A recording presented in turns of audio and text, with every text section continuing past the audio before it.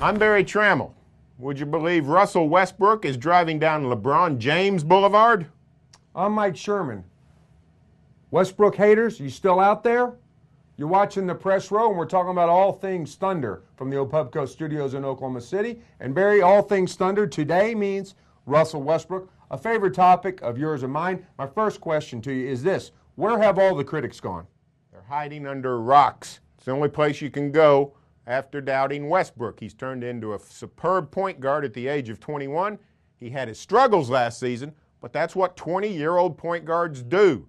Sam Presti made a phenomenal decision when he drafted Russell and saw the point guard potential in Westbrook, even though he didn't even play the position at UCLA.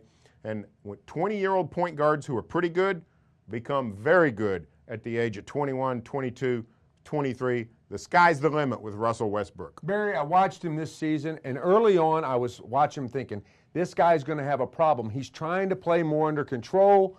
He's losing some of the explosiveness that he had last year, and he's going to be sort of divided against himself. Well, he's figured it out. Last 4 games, all Thunder victories, 35 assists, 9 turnovers, an incredible turnover ratio, and then last couple nights, 2 big wins and 2 big performances.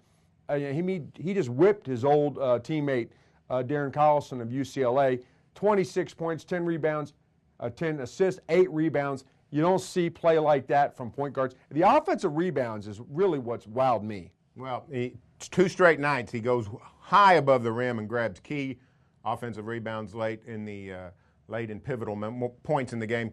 Here's the question I have. This is a mutual admiration society. A lot of people on the Westbrook bandwagon these days, but we were driving the goofy thing early last season. Who loves Westbrook more, you or me? Well, I got the first seat.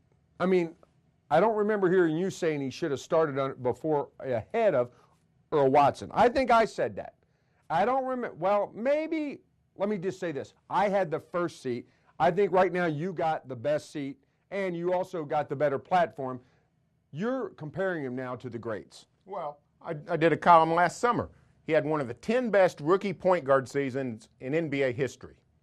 When you factor in his age, it's even better. So this is not just a serviceable point guard. This is not just a guy who plugs a hole. This is a guy with a special, special future. I don't know how good he's going to be, but I know that future is going to be very good. Last question about Westbrook. This time next year, we'll be talking about him in the All-Star game?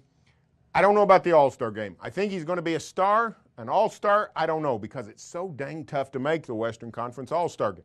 Chauncey Billups just got in the game only because Chris Paul's hurt.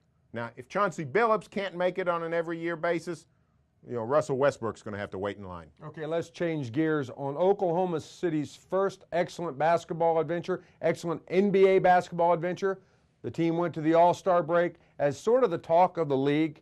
Charles Barkley was doing interviews on TNT with the Star, kidding him, calling Oklahoma a vast wasteland. Well, that's not the tale Charles is telling now. Now he's doing the interviews with Kevin Durant instead of Chris Paul, but yet here we arrive at another All-Star break. The talk of the league is, at least as far as up-and-coming teams on the rise.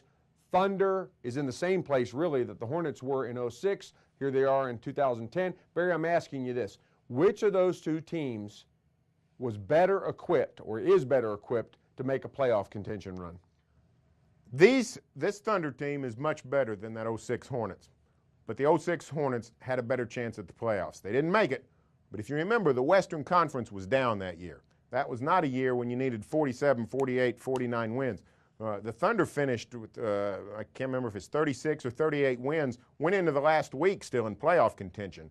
This Thunder team's going to have to get north of 45 wins to make the playoffs. So I don't know that they're in better shape than those Hornets. I'm going to say those Hornets were in better shape, and for this reason. I've thought about this more. There's some battle-tested guys on that team. P.J. Brown, I mean, he fought with the New York Knicks and Jeff Van Gundy in a titanic struggle between the Heat and the Knicks. So he was playing the post, an important position to defend. Also, that team had learned how to play at a diminished capacity. They had tons of injury issues. down the stretch. They didn't make it, but they were a little more battle-tested. Here's the thing about the Thunder. There's not been one significant injury. A couple twisted ankles, a couple times Nick Collison or Nenad Krstić has been in a suit, but really no injury problems. You got to believe the law of averages even out. There's got to be some sort of injury problems down the road for this team. That's all for this edition of the Press Row, but you can stay with the best coverage team anywhere, every day at News OK and every morning in the Oklahoma.